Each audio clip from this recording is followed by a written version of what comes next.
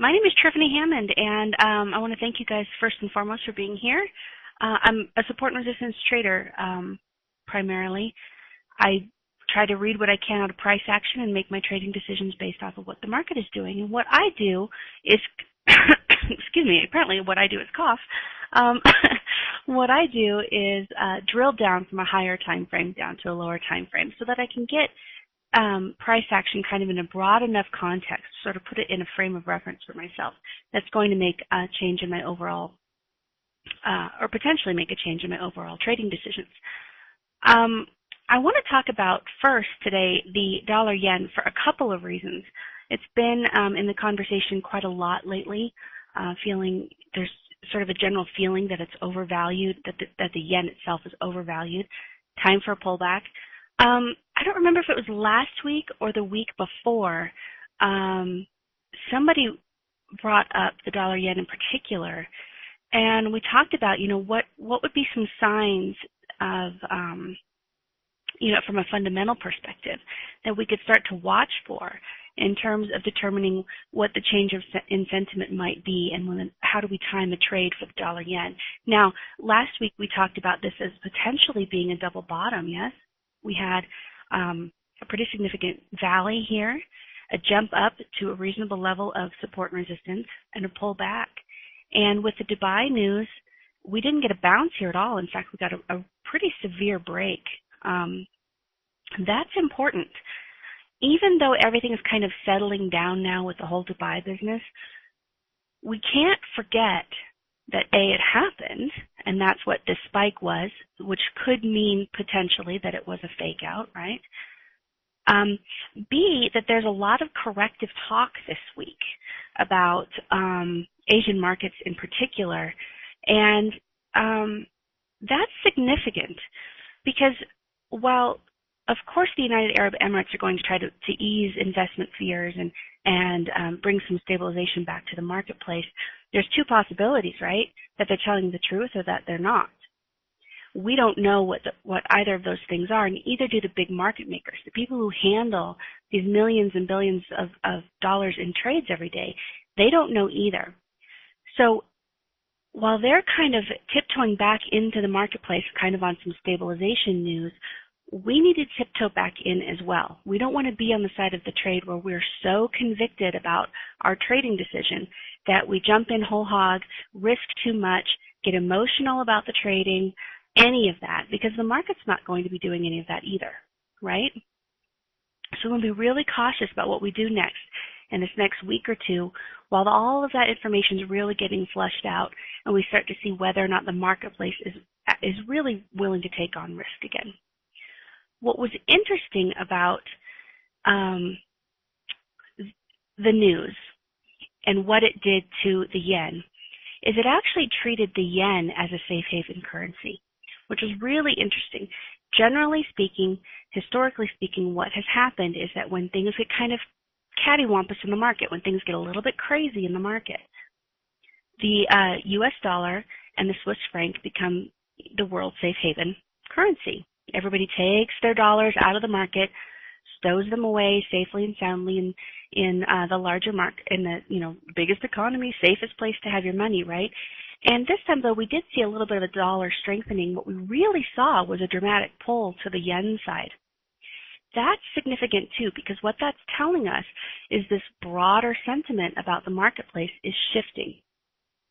A student asked me, I think it was actually even in one of these webinars, not the ones that I do, but that's irrelevant. About a month or so ago, how do you start to gauge changing market conditions? And here's a way. You really have to, and this is really an argument for having that balance between a technical and a fundamental standpoint, right? What we're starting to see from the fundamental side is that when things got risky this time, money flushed into the yen instead of the US dollar. That's pretty significant. The other thing is the dollar recovered very quickly, where the yen has shown a lot of indecision, right? So rather than having the feel of an impulsive move with an immediate correction, people who are holding yen right now are kind of really still kind of holding on. They haven't really said, oops, that was a mistake, things are okay, we're going to go ahead and put those yen back out into the market. That's significant too. Here's something else that not a whole lot of people really talk about in terms of watching for a change in market conditions. What goes on with the financial instruments, especially in the U.S. economy?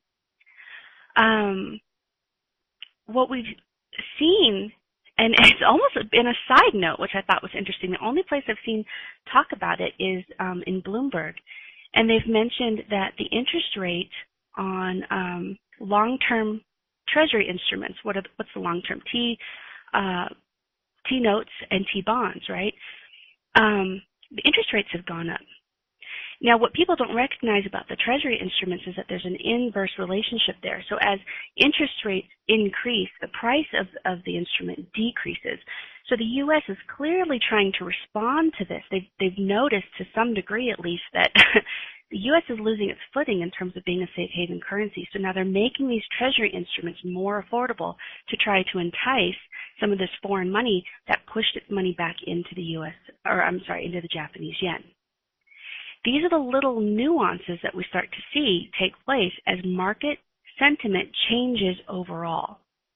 What I have found it difficult, however, is to take that, okay, so we're ready to see a market change. When is that actionable from taking a trade standpoint? If you're not an investor, if you're not a person who buys and holds or sells and holds and just holds onto that position for months at a time, learning that spot trading, that swing trading that happens in between the long term and the super short term, that's where things kind of get a little bit tricky. That's the reason why I like to take that fundamental perspective, look at a longer term chart, usually the daily. Sometimes if I'm getting, to ultimate extremes, real highs or real lows, like in the dollar yen, I'll move to the weekly to put it in even a larger context.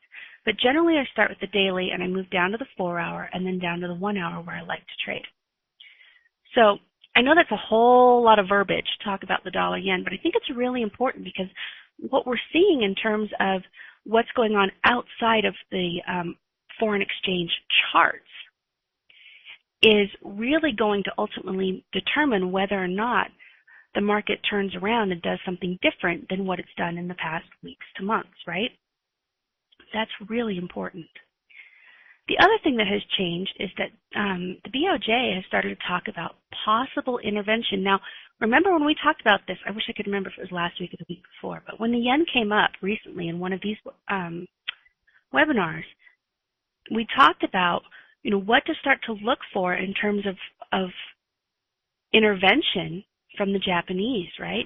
Because they want a weaker currency. They want their exports to become or to be affordable to the broader marketplace. What is that intervention going to look like? And I mentioned then that rarely is it just all of a sudden an interest rate change, or all of a sudden they just print a bunch of money and put a glut of yen into the marketplace, right? We just don't see that.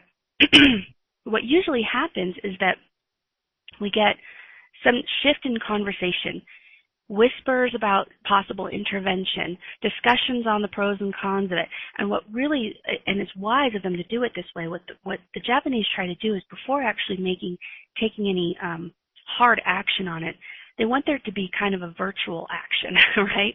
Where they kind of spread the rumor and people start acting on that. They started talking about that yesterday, and there was a big yawn in the marketplace. Not much happened. Again, significant in terms of people viewing the yen as a possible safe haven currency. Let's see.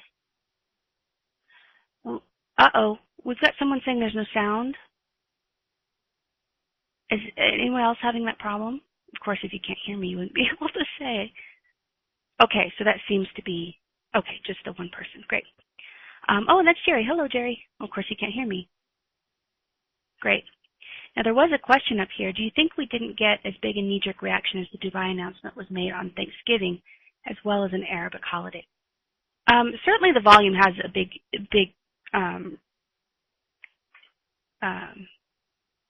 what am I trying to say? Has a big place in where that market reaction comes from. However, for having the day off on Thanksgiving and having the reaction come on a Friday in between, there was actually quite a lot of volume for a day that typically is kind of sleepy. So I think we did get a big one. Okay, so let's move on. Let's talk about what all this means in terms of making a trade. What I've said here in a lot of ways really is kind of inconclusive, right? Speaking in broad terms, large fundamental picture, we're looking at a long-term chart. What we need to remember here as we back up and we look through the historical data, that this baby has just kept going down and down and down and down, and it stayed in this lower range for a long time. Any attempts at recovery were unable to hold, and we've just seen such a severe decline in the price. What we've also seen of late, right, is this big reaction, this knee-jerk reaction that hasn't been retested yet. We also have in play, the fundamental picture, the indecision going on here, this severe support rejection, a severe price rejection here to the lows. And really what we could say arguably here is that this becomes this last move into this short selling, and then combine that with the support rejection, right? We get a possible consolidation area. Now, I tend to take those extremes and find the difference. I actually like this shadow better than the longer shadow because it cuts the difference between where these bodies are, and this actually seems to be more of a definitive price, right? Almost all of these bodies have hit right here at 86.33. But this shadow kind of cuts the difference between this extreme and that bottom. So this is the area I want to watch, right? This is the area that becomes really important. Oh, I'm sorry. Hold on. We have another question here. Mike asks, after the recent worldwide financial meltdown, does Japan hold enough reserves in order to influence the market price? Well, I think that's an excellent question, actually. I think that I think they do. However, I think they're loath to use it. It's one of those things they want to create a sentiment to weaken their currency first and foremost, because the other side of Japan's problem right now is that they are struggling with their own weakening economy. It's very difficult for them to strengthen their economy and weaken their currency at the same time. And that's been one of the reasons why intervention's been, kind of always the talk about. When was the last time they intervened? Wasn't it like 4 or 5 years ago? Was it 2004 or 2005? I don't remember, but every time they do it, they're loath to do it, and it's partially, a matter of strict financials. What do they have? How much money supply makes sense in terms of, distributing it to the market and all of those things. But also, they don't want a weak yen because of a weak economy, and it's this weird tug of war for them right now. But excellent question. Okay, so let's talk about actionable areas then.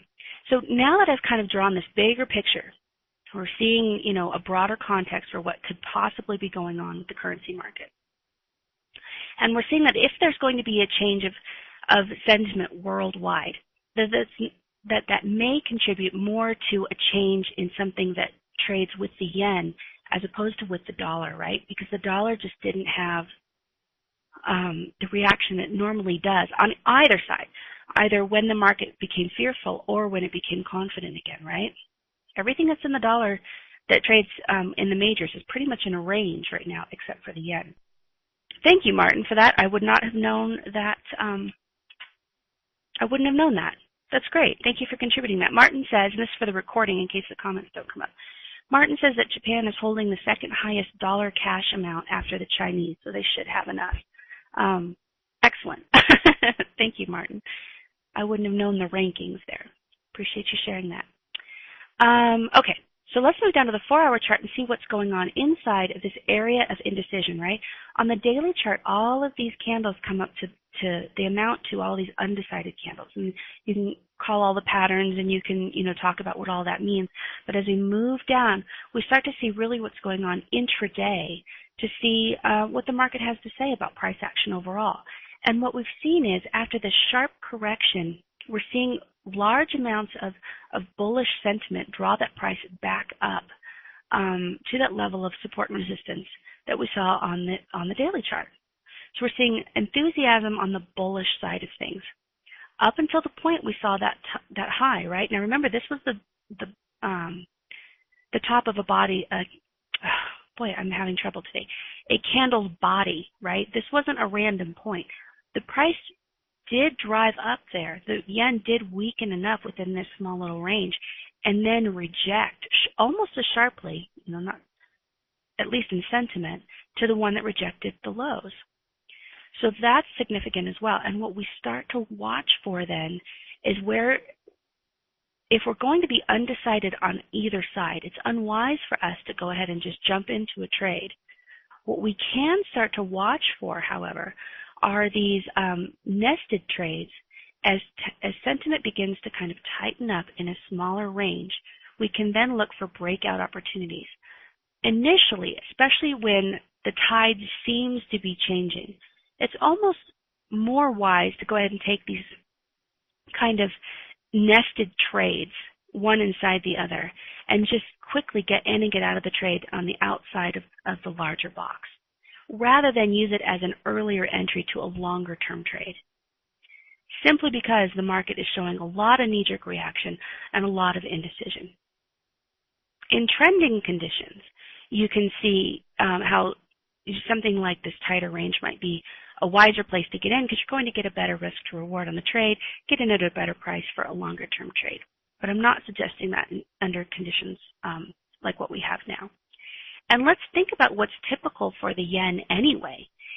The yen, the dollar yen, the major, and anything that it crosses with, if you've done any kind of support and resistance trading with it at all, you've seen that very often before it changes direction, it'll give that one final push to the trend side of the trade. Now that could have been the shadow, but I haven't ruled out that it's not.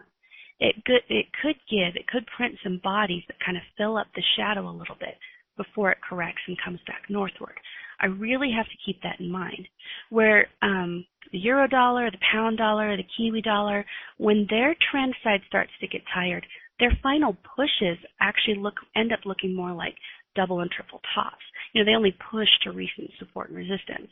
Where things cross with the yen, they'll actually give one more push just above that resistance or just below that support. And that's possible here, right? This entire move could have been that. So, really, I just end up coming right back to the point that, we just don't know. So we're going to make our trade plan on the dollar yen one that admits that we just don't have all the answers, right? I'm guessing that this comes and tightens up inside of here. And it will be, if we get a really good triangulation in here, this will be one of those situations where once it breaks out or starts to pick up momentum to one side or the other, either direction, you can say, all right, if there's a move that is, say 50 pips, or what's it to the top side? 40 pips. If you can see a safe place that the move might happen next, it's not a bad idea to go in and grab 20 or 30 of those pips. If you're really seeing something change, the conversation has become more aggressive and less philosophical, and they're saying, no, we are intervening and here's the date, why then you can use it, as a longer term trade and go for the outside, the next support and resistance type level. So what I like to do then is come back down to my 1 hour chart. I was watching this for a possible long earlier because it did break out to the long. It held a certain measure of conviction. And if it was going to just come back in and retest and then move back out, I was actually watching for a breakout to the long side. It didn't happen. Instead, it came right back to the middle of this little box in here. Excuse me. And it seems to me that we're seeing indecision on both sides now. So what I'm waiting for really is a tightening up in here, inside of this box. It does happen that you get enough tightening up that you get a second smaller box, in which case you can start to anticipate a little more movement that makes that 60 long side 75 to the short side, and you can say, okay, now I'm going to grab 20 to 40 of those pips, that kind of thing. What I'm trying to say here is that you can find trades that will allow you to grab a block of pips during undecided times like these without completely marrying one side of the trade or the other. Because we're seeing really uncertain times in the marketplace right now. And that's not just because of the Dubai thing. Like I said, the Dubai thing kind of brought to the forefront some interesting news about how the US dollar is being viewed across the world. I've been saying for a long time that we run the risk of losing our safe haven status. I'm in America, so that I'm part of that that the United States runs the risk of having of losing its safe haven status. That's really important. And now that we're starting to see little news clips come out in the newspaper and in the websites, and they're not even really talked about a whole lot. What we're starting to see, though, is a fundamental reason for that shift to take hold in a technical aspect. During these times, I don't want to get too aggressive in the way that I put my trading plan together. So, let's see. What did I miss for questions? Market enthusiasm, yeah. What that really means, Ash, is how much money they're throwing in it, doesn't it? Yeah. Max says it's at least 5 to 8 years to go before it happens that the dollar gets a crash.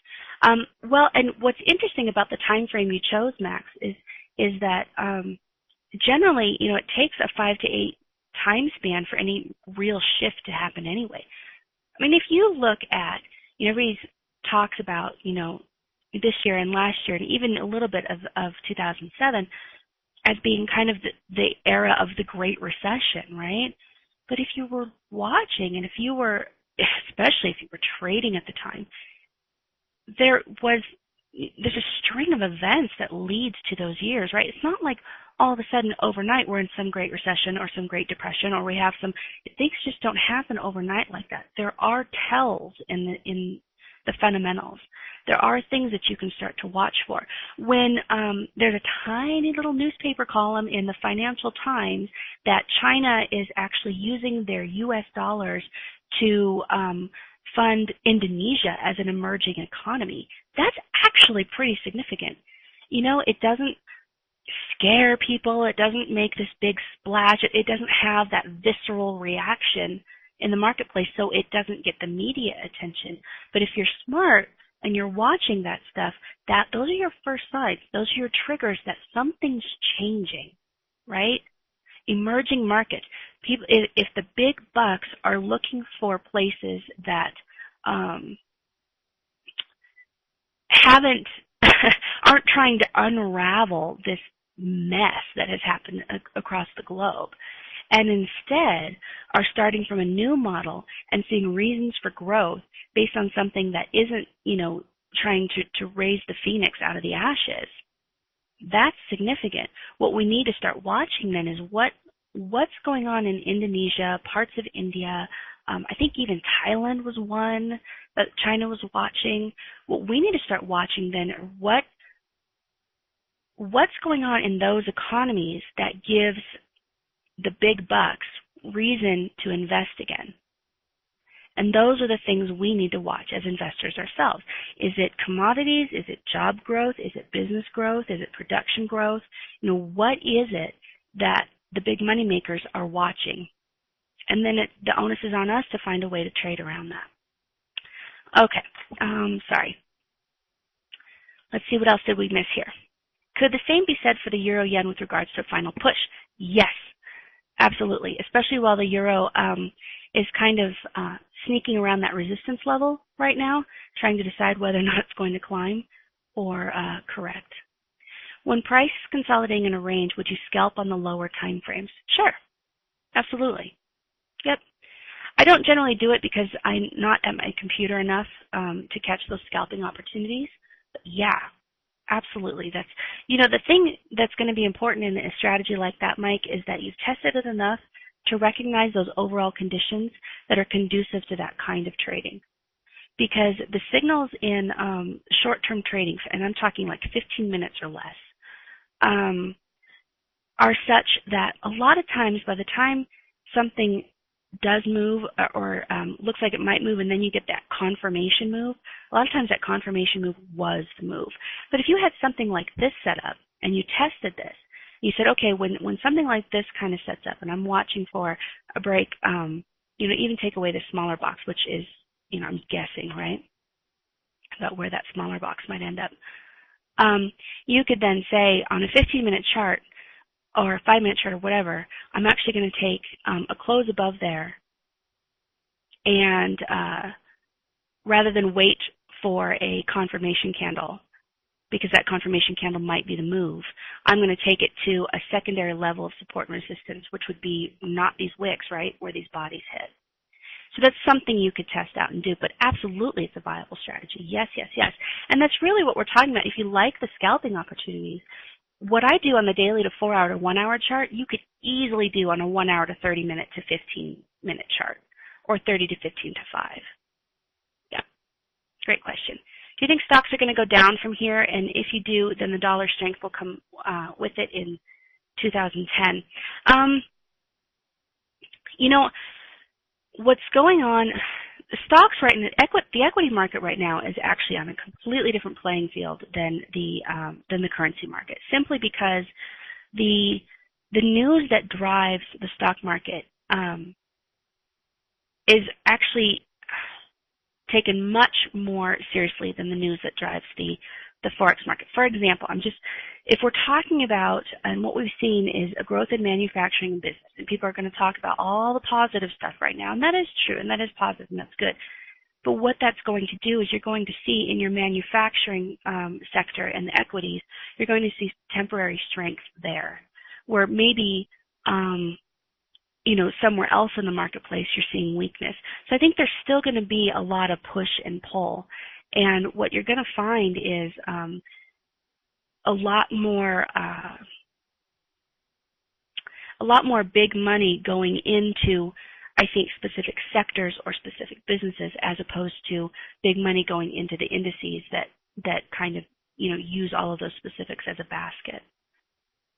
So I think there's going to be a shift, but I don't think it's necessarily going to be this huge move. I think it's just going to be a shift in how people trade the equities market right now. All right, Jeremy, nice to see you. With a long, big black candle to the downside, would that not suggest momentum to the downside and hence make one have a bias to the downside? Oh, what a great question. Let's go back to the 4-hour chart and look at that. So what Jeremy's saying is, with this big push that came down short, why wouldn't that give you a bias? If the market has the ability to have all of that money, push it down as low as, what's that price point? 84.78. Why not hold that as a bias, as a move to the short side? Well, generally speaking, what we're talking about when we see long wicks or long shadows, they're generally viewed as possible reversals, Jeremy. And the reason is because even though, in this case, the bears, the sellers, had an enormous amount of influence on the price, all the way from 88.20. We didn't even we got a couple of undecided candles, but that was a pretty strong tear to the downside. Once it hit this level at 84.78, the buyers refused it. The buyers came back in, wrestled back for control, and won. What becomes significant then is what happens after this candle, because this isn't totally a reversal candle until we see a bullish close above the body of that candle, and that's what we got on this candle here, this second bullish candle. I don't know if you can see me circling it or not. So that actually made this a reversal pattern, right? And we even got off of this reversal pattern a retest of this support down here of these bodies and another drive back upward. What we got instead of market conviction upward, though, was another resistance rejection. I'm so glad you brought this up, because what happened down here in terms of support rejection is now resistance rejection, really says that there's a huge push and pull. There's a great big tug of war going on between the buyers and the sellers. of the dollar yen right now. So it doesn't create a bias to this side at all. What it could do, if we're expecting one more push, if there's the possibility for one more push, it's going to be very difficult for a price to get all the way back down here. So if this breaks outside of this larger box and gives a push, and we've got 100 or so pips in that move, you could go in, maybe grab 60, 75 of those pips, but don't go for the absolute low of 84.78, right? Because this becomes really, in the big scheme of things, somewhat of a muddy area. Anything can happen in here. Does that make sense, Jeremy? I hope so. I can understand why you'd think that. And just because you see a candle like that doesn't mean it won't go that low. I mean, it's not always an absolute reversal. But in terms of sentiment, it is the buyers coming back in and taking control over again. Any other questions? We have about 15 more minutes. We talked about the dollar yen a lot. Did you guys want to look at a yen cross as a possibility? Or would you rather look at a major like the pound dollar or the euro dollar? We could do a quick overview. Oh, whoa. Apparently there was a delay on my comments because they just all came to me at once. Okay, Ash wants to look at the pound dollar. Yes, absolutely. Oh, Mike, that's great. Oh, yeah, that's perfect. Wonderful. Okay, good, and that's making sense. Jeremy? And Ash is looking for a market reversal as well. Yeah, me too. Oh, everybody wants the cable. Let's take a look then. Well, and then we have euro pound as well. Let's go ahead and let's make sure we fit in that the pound dollar. We talk about that one a lot in my session, so we'll make sure we go take a look at that. Okay, so let's start out. Big picture, right? Going daily chart. Now, if you're like Mike and you trade the 15-minute chart, start at the hourly chart. Not a problem at all. But what we're doing is we're taking a look at overall sentiment.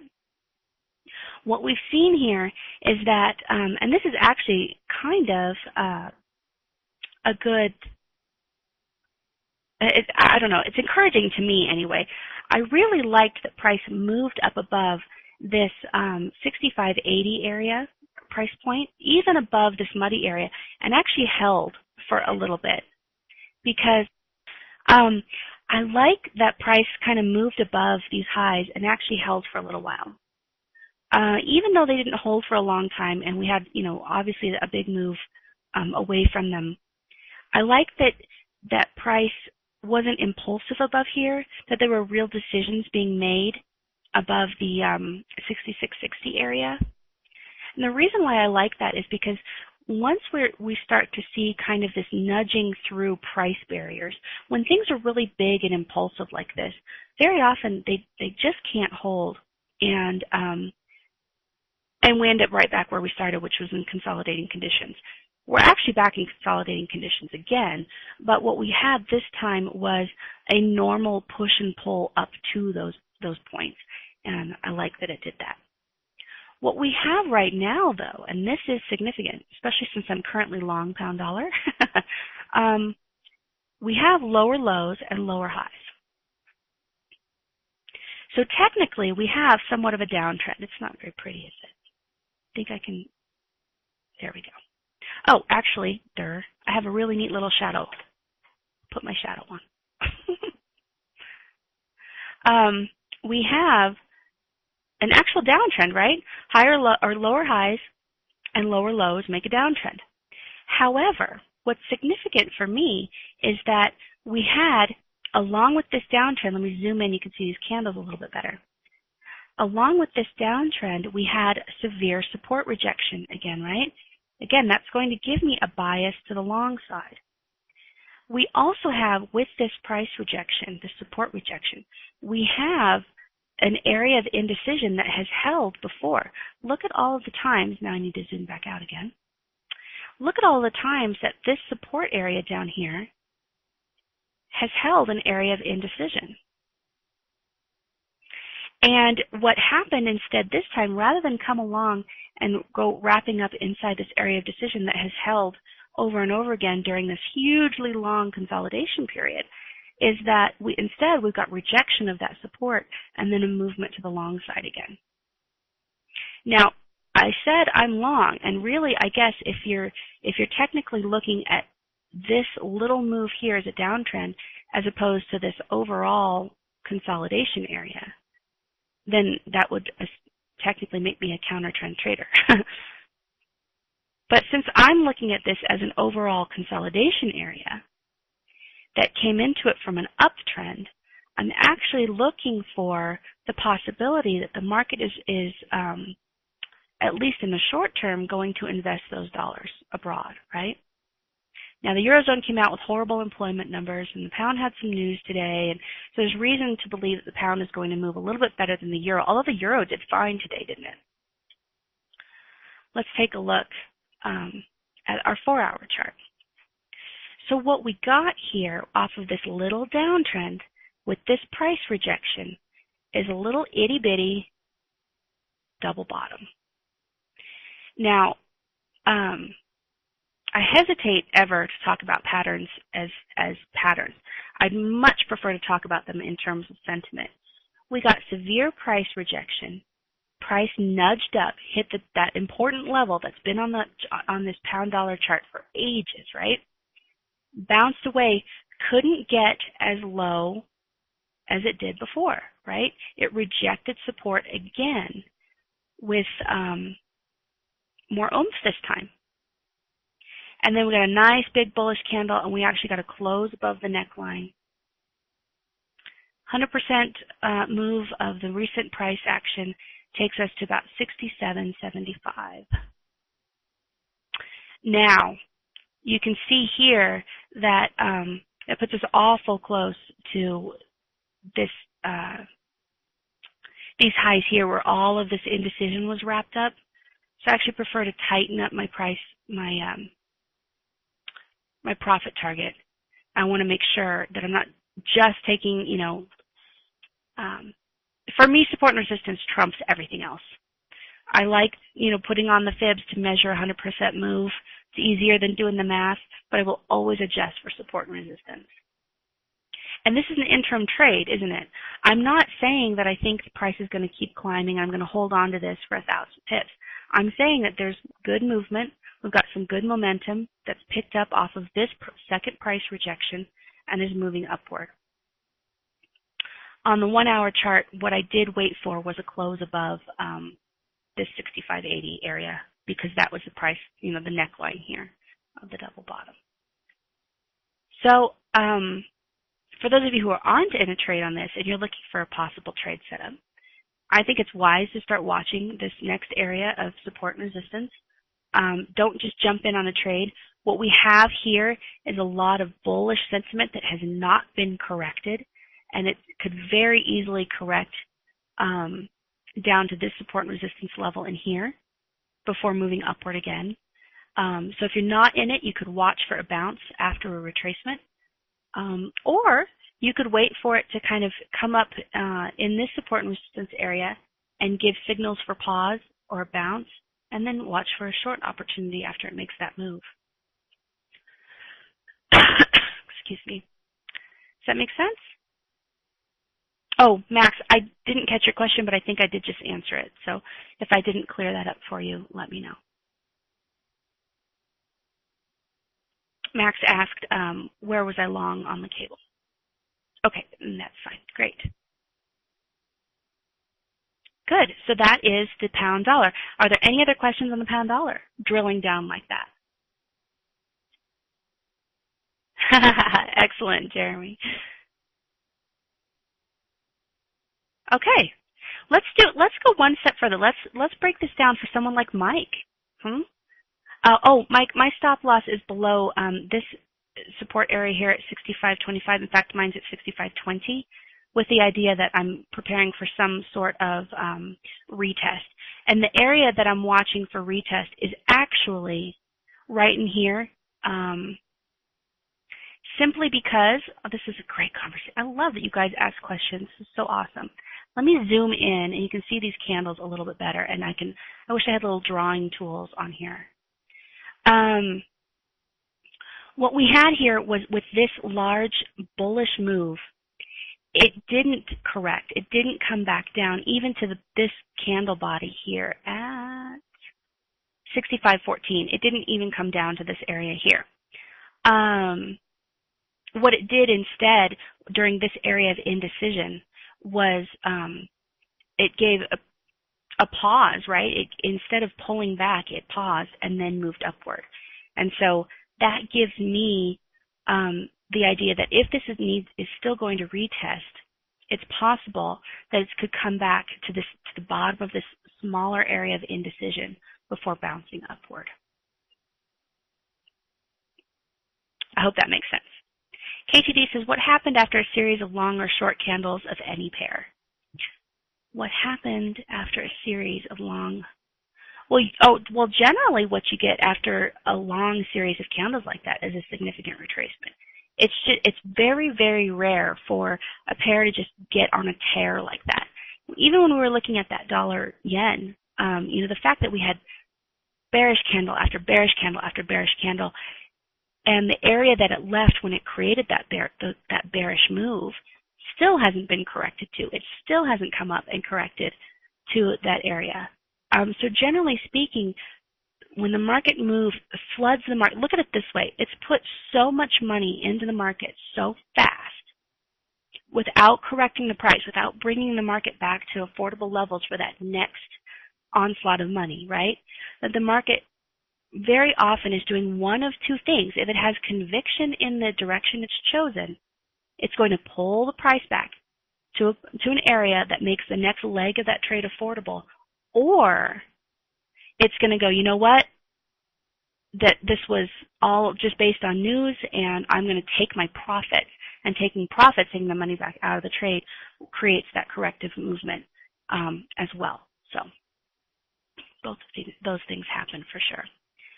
So just because it came up and I mentioned it, let's talk about what this drilling down would look like from the 1 hour, 30-minute to 15-minute chart.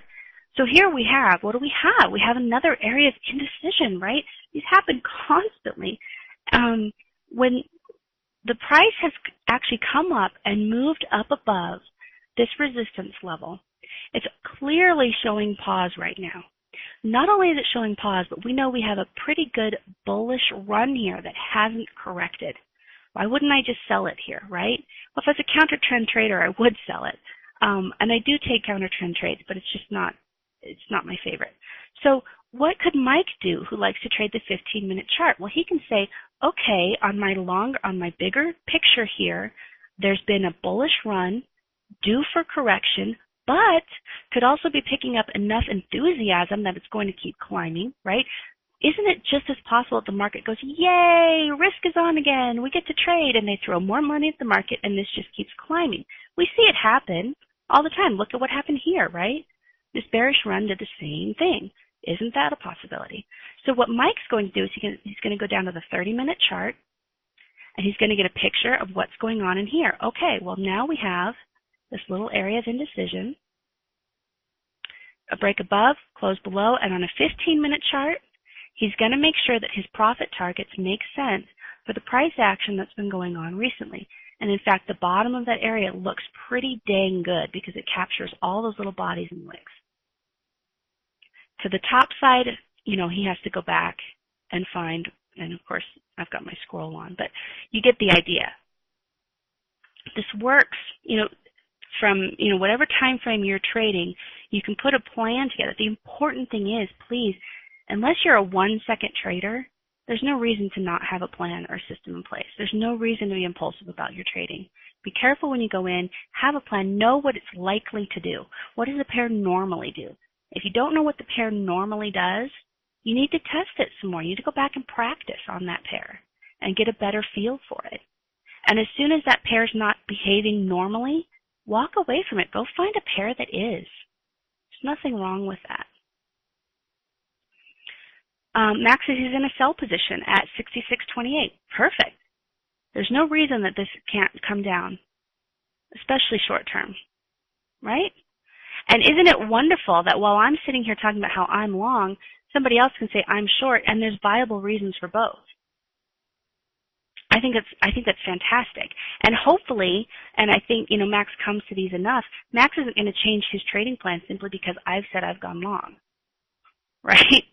And I'm not going to change mine simply because he said he's going short.